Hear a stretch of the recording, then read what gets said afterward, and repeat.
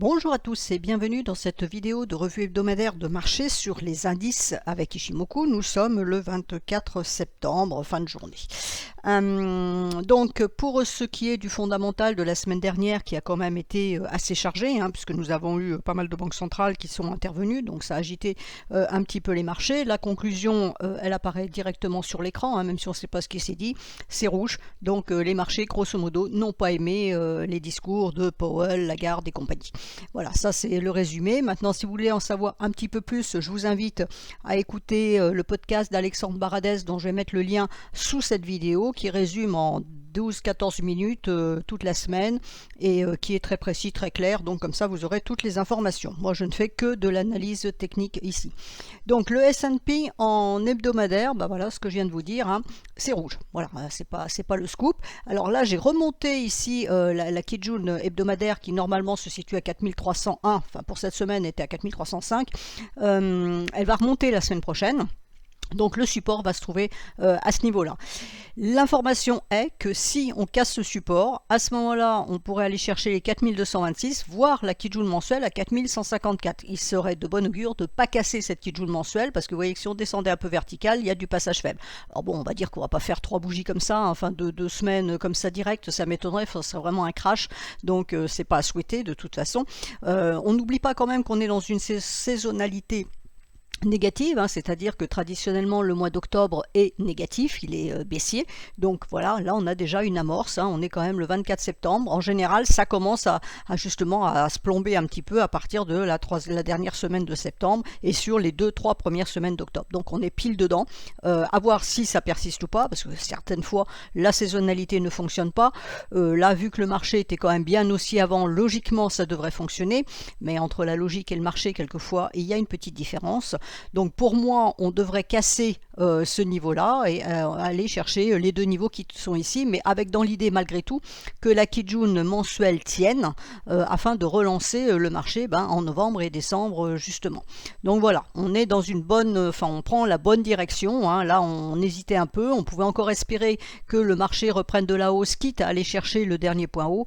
Là, l'espoir est quand même très limité.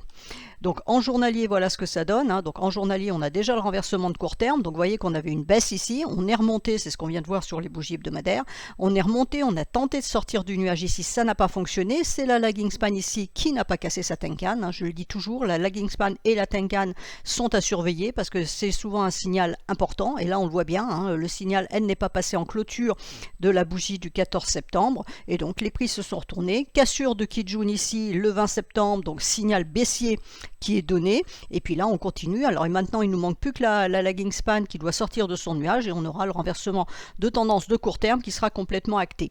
Maintenant pour la Kijun hebdomadaire, il faut la casser pour avoir un signal baissier de moyen terme. Et donc si on a ce signal baissier de moyen terme, ça dit bien ce que ça veut dire. Ça veut dire que normalement, octobre et peut-être un petit bout de novembre, peu importe, devrait être baissier, donc toujours avec ces 2 objectifs. Donc on a bien pour le moment une impression, un biais baissier, on va dire, qui serait invalidé si on repassait ici le twist en journalier. Parce que là, à ce moment, ça veut dire qu'on repasserait de l'autre côté du nuage, et donc on invaliderait ce renversement de tendance qui est en cours, qui doit être finalisé par la lagging span, mais on inverserait ce renversement de tendance qui est en cours pour repartir.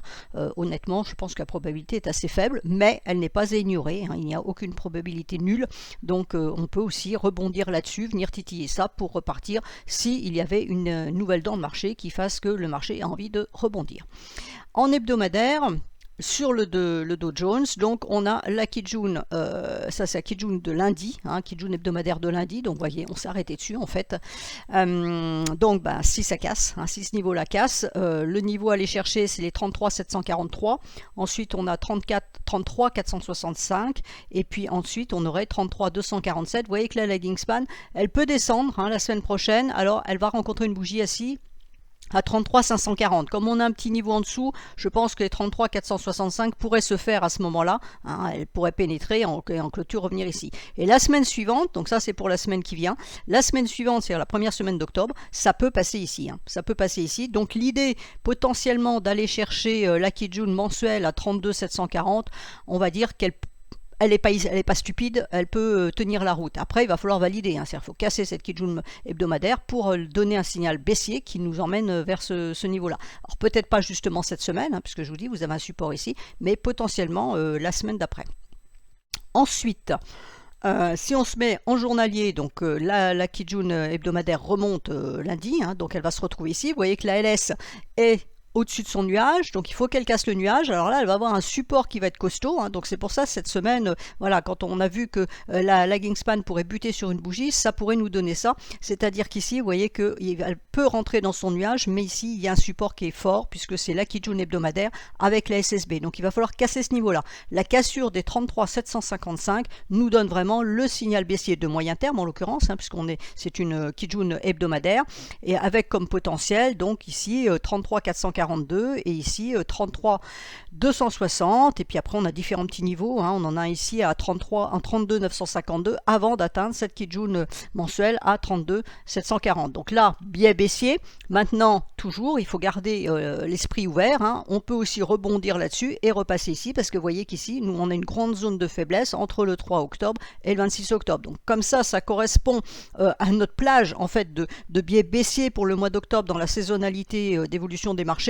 Ça ne ferait pas sens de repartir dans ce sens-là, où ça voudrait dire que la saisonnalité ne marcherait pas cette année, hein. Donc normalement, tout ça, ça doit tenir. Maintenant, ça ne veut pas dire qu'on ne peut pas aller le rechercher, par exemple cette semaine, aller tester, et justement comme c'est fin, ne pas passer et repartir là à la baisse, et à ce moment-là, ça repartirait assez violemment.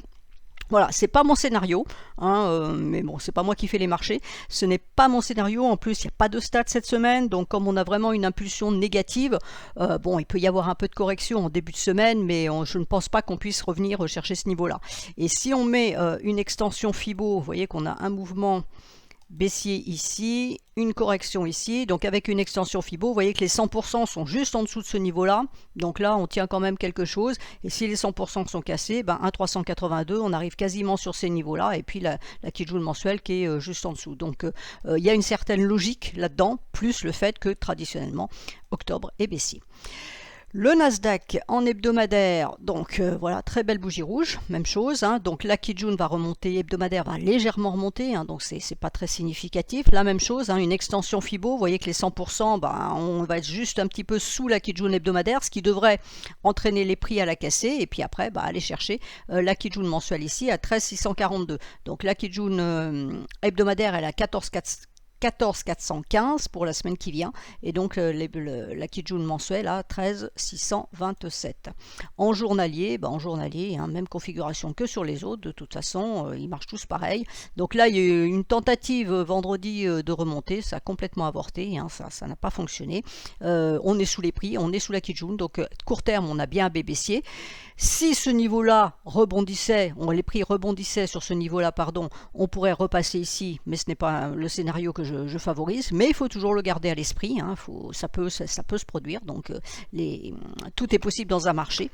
Sinon, si on casse le niveau des 0,618, à ce moment-là, c'est ici, hein, 14 415, la Kijun, donc ça sera la Kijun hebdomadaire de la semaine qui vient, donc à 14 415, ensuite on a le niveau ici juste en dessous des 100% à 14 302, et puis vous voyez les 1 272 à 13 940, avant potentiellement d'aller chercher cette Kijun mensuelle. Donc on garde un biais baissier, sauf si on repasse au-dessus. Les indices européens, donc avec le DAX, alors le DAX pour le moment il tricote, hein, depuis déjà un certain temps, parce que ça dure quand même depuis la mi-août, sur un double support ici de Kijun hebdomadaire. Donc la Kijun hebdomadaire, elle est remontée ici, mais là on a ces deux niveaux qui sont marqués et qui doivent être respectés en Ishimoku. Donc vous voyez que ça a été travaillé de nombreuses fois. Pour le moment, ça ne passe pas. Logiquement, si on rentre bien dans cette notion de baisse sur le marché américain, les marchés européens devraient suivre. On ne voit pas très bien pourquoi ils iraient dans l'autre sens. Donc la cassure des 15 617, 15 600, normalement, devrait pouvoir nous donner les 15 498, 15 374 en ligne de mire, et attention, ici on a la Tenkan mensuelle à 15 260, ça serait de bon augure de ne pas l'enfoncer. Le CAC, alors le CAC, il a tenu sa droite de tendance de support ici vendredi, donc pour le moment ça tient. Là, le plat de Kijun hebdomadaire ici est à surveiller à 7188. Si on les recasse, on pourrait revenir chercher cette droite de support, et si on casse cette droite de support, à ce moment-là ce seront les derniers points bas à 7138 et ici 7114 qui sera en ligne de mire. On a un autre point bas qui est ici à 7059 et aussi une Tenkan mensuelle. Alors le nuage hebdomadaire il est là, hein, donc il est encore un petit peu bas, mais là globalement c'est vraiment le niveau qu'il faut surveiller, hein. Si on casse donc ce niveau de trendline support à 7159, on va dire 7160, ça sera baissier avec les derniers points bas et ce niveau là en objectif. Alors je fais un petit tour sur le VIX pour vous montrer quand même que voilà, le VIX lui part bien dans l'autre sens, hein. Il avait atteint vraiment un extrême point bas, là on a un double point bas sur le VIX, donc il rebondit, pour le moment ça tient la route. On a une droite de tendance ici qu'il va falloir casser en même temps que la Kijun hebdomadaire. Donc ça c'était jeudi, ça c'est vendredi, la schématique avec Ishimoku est superbe, hein, parce qu'on est revenu chercher le nuage, mais on n'est pas allé tester ce niveau en dessous, et on a rebondi. Donc là attention, la cassure de ce niveau là et de la droite ici de résistance, hein, la droite de tendance de résistance, pourrait nous envoyer jusque là-haut, hein, les 21,83, et ensuite on a même un autre niveau ici à 23,17, et là ça voudrait bien dire que les marchés sont baissiers de l'autre côté, hein, puisque ça marche en sens contraire, notamment pour le S&P. Voilà, j'ai fait le tour des indices. Il n'y a pas grand chose d'autre à dire. Hein. Pour moi, je garde un biais baissier de façon générale. Donc, soyez prudents, hein, faites attention. Je vous souhaite à tous une très bonne semaine.